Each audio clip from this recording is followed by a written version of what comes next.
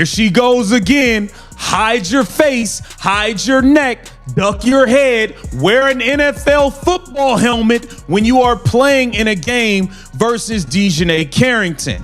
Fresh off of clotheslining, a Kane and Undertaker clothesline from hell that she delivered to Sophie Cunningham. This girl is right back on the court, hitting people upside the head once. Hands up, swipe for the ball with our right hand while poking the player in the eye with the left hand. The eyeball. We're poking eyeballs out again. Is that what we're doing? We're eye gouging again? There's a moment in sports where a pattern stops looking like bad luck and starts looking like a habit, and DiJonai Carrington just hit that moment 4 days after she was ejected for a flagrant 2 on Sophie Cunningham. She was back on the floor against the Golden State Valkyries, and within one single game she picked up 2 more separate incidents where her hands ended up in places they had no business being. One of them landed directly in Cecilia Zandolini's eye, the other caught Tiffany Hayes across the mouth. 2 different players, 2 different plays, same game, same pattern, and this time fans didn't wait around to ask if it was an accident. I tried to tell ya, I tried. This girl is not going to stop until she takes somebody out the league. This girl will not stop until she ends somebody's career. DiJonai Carrington, once again, with another dirty foul in less than a week, in just a couple of days apart from each other.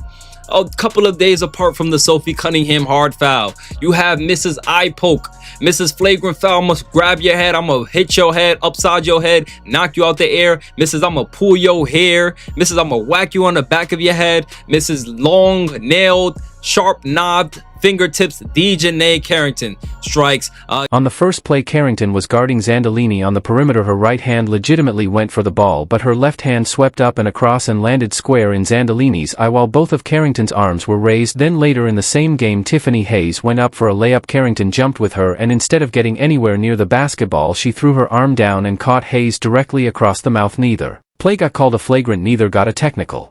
But Carrington did pick up a technical foul that game for arguing with the referee in the third quarter, which tells you something about the mood she was already in before either of those fouls happened. And then she put both hands up right after. But that's DiJonai's. Yeah, I gouged another white girl. Yeah, I gouged another white girl while wearing your Sophie Cunningham wig. I am officially... Hey, this ain't Clerks 2, but I'm taking back Sophie Cunningham's hair. I'm taking it back. You got Sophie Cunningham's hair on while you're poking the white girls in the eyeballs. Now here's where it gets serious, because this isn't a rookie learning the speed of the league. This is a 6-year veteran who has been through 3 different franchises and has a well-documented history that includes poking Caitlin Clark in the eye during the 2024 playoffs. That one got explained away at the time. Clark herself said it wasn't done on purpose. Carrington said she couldn't even comprehend hitting someone in the eye on purpose. Fine, people believed her, or at least gave her the benefit of the doubt, but once is an accident, twice is a coincidence, a third and fourth time all landing on the face, all in contact heavy moments, starts to look like something else entirely. They go on to defend her, the story, the narrative that she's not a dirty player, she makes plays like this all the time.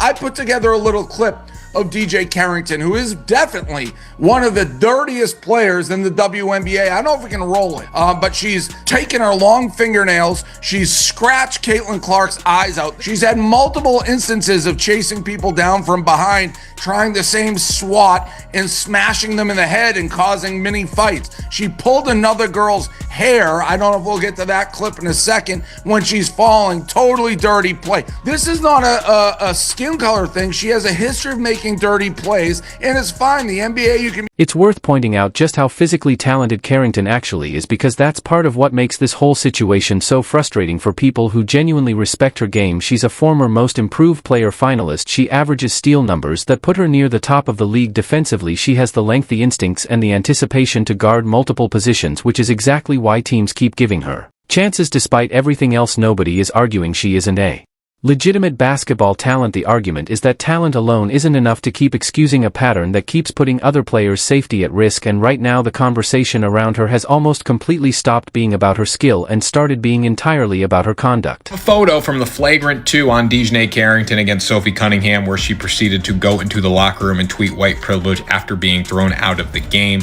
I'm not going to comment on that situation, but I will say this. This is a flagrant 2. Black, white, Asian, Hispanic, don't matter. This is a flagrant. I mean, she clotheslined her. What more do you want? So this looks very bad.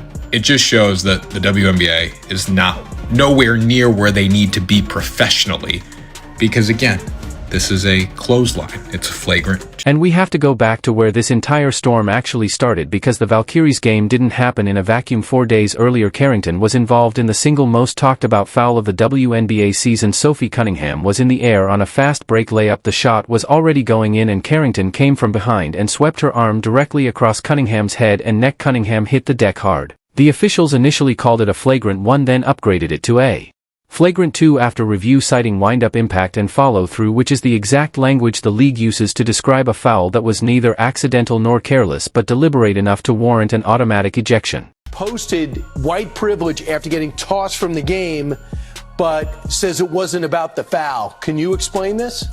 No, I can't. When she tweeted white privilege, she did it so quickly, it was almost as though she had the phone in her pocket after this foul and she got ejected. So, I mean, to say she wasn't referring to this play or getting kicked out and saying that the only reason she got kicked out and it got upgraded is because Sophie Cunningham is white is crazy. It was a crazy thing to tweet, maybe crazier than to try to act like it had nothing to do with the play.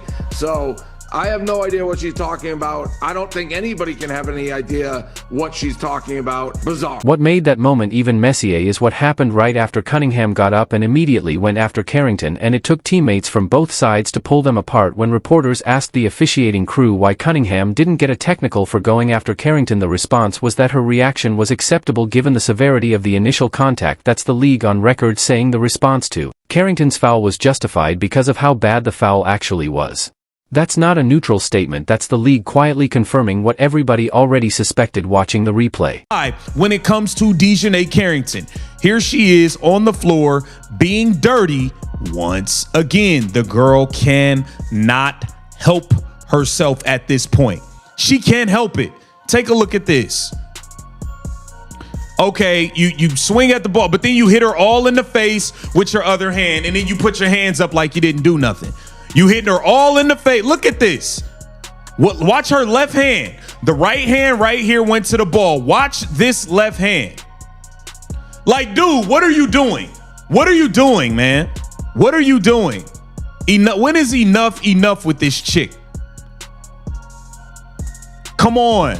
Come on. You hitting people in the face.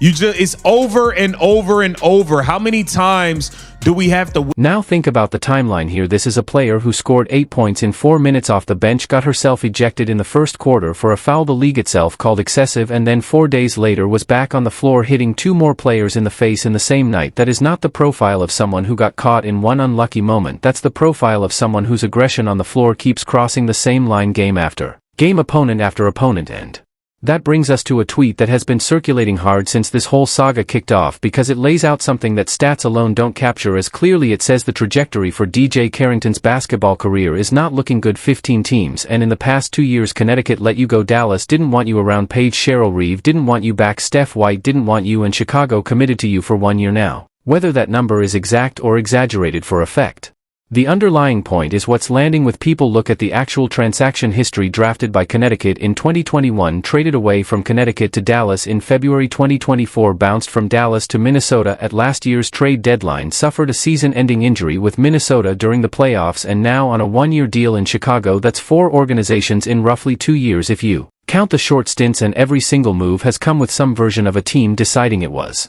time to move on. You know, DiJonai Carrington damn near decapitated Sophie Cunningham's head.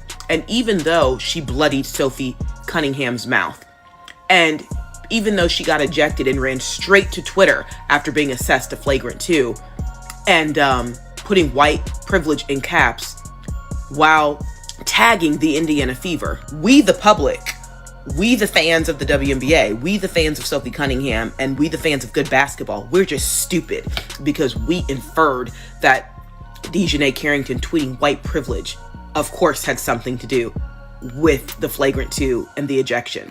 But DiJonai is coming out to set the record straight, baby. She said that we're stupid, we lack critical thinking skills, and in no way, shape, or form would she ever use the the word of white privilege. When a player keeps getting moved, sometimes it's about fit, sometimes it's about a rebuild, sometimes it's just business, but when the pattern includes multiple head coaches essentially declining to bring her back, and when the most recent team only gave her a one-year deal instead of anything longer, that's not a coincidence either. That's front offices and coaching staff quietly signaling that they like what she brings on the floor athletically, but they are not confident enough in the rest of the package to commit long-term. A one-year deal in this league, especially for a player with her level of experience, is basically a trial run, not a vote of confidence. It was a social media post that turned the entire incident into a referendum on race and officiating, which meant she never actually had to answer the basketball question at all, and now less than a week later she's generating 2 more separate incidents in a single game. If the league wants to be taken seriously about supposedly zero tolerance rules around dangerous contact, this is exactly the kind of case that tests whether that policy actually means anything or whether it only gets enforced when the internet forces their hand. Y'all look at y'all favorite player. Went over to one of the officials, as you see Sarah Williams there. She trying to make it seem like a fan did something crazy to her, right? While I watch. At the moment. Look at what y'all looking at. They going to talk to that dude. They've been trying to make him leave, right? She's trying to get somebody kicked out. So he getting up. He end up leaving, right? He end up leaving. So they got to investigate. They got to investigate. Now look at the fourth quarter. Look at who you see back sitting out there. He's sitting right there. That's him right there. And see, these are the type of games that they play when they in the wrong, right? And it's not a coincidence that this stuff is happening, because she's been dirty forever, but has she been getting people kicked out like that, or attempting to get people kicked out like that? No. Now all of a sudden, now it's time to start kicking people out. Man, and fans have absolutely noticed people aren't just saying she had a rough game anymore, they're saying she has a pattern, and patterns get names in this business. The nickname I Poker isn't new, it's been following her since the Clark incident back in 2024, but now it's being said with a lot less patience and a lot more edge, because this time it's not one isolated incident from over a year ago, it's 3 separate players, 3 separate faces, all within the span of a single week. The accountability part is where this really falls apart for Carrington, because after the Cunningham foul, instead of addressing the play itself, she posted about white privilege from the locker room. Whatever the intent behind that post, it meant the actual basketball question was that foul dangerous, and does she have a pattern of dangerous fouls, got buried under a separate controversy for days, and now that the Valkyries game has happened, both storylines are colliding at once, and neither one makes her look like someone taking responsibility for what's happening on the floor. Poked her in the eyes. Bow, went for the ball. I mean, like, where like, there's no, you hit the ball on that one, and right here, like, it's like, all right, I missed the ball, now I gotta smack you. I like, come on, guys. Like, and I know the community is gonna say she went for the ball. Yeah, I mean, I know her head might be shaped like a ball. We all, you know, it's a similarity there. But there's no way DiJonai Carrington continuously gets away with this time after time after time. Like, the compilations, DiJonai, is not good. It's not good. It's not good for you. It's absolutely not good for you. You're poking people in the eye, flagrant fouling people. Like, what are you doing?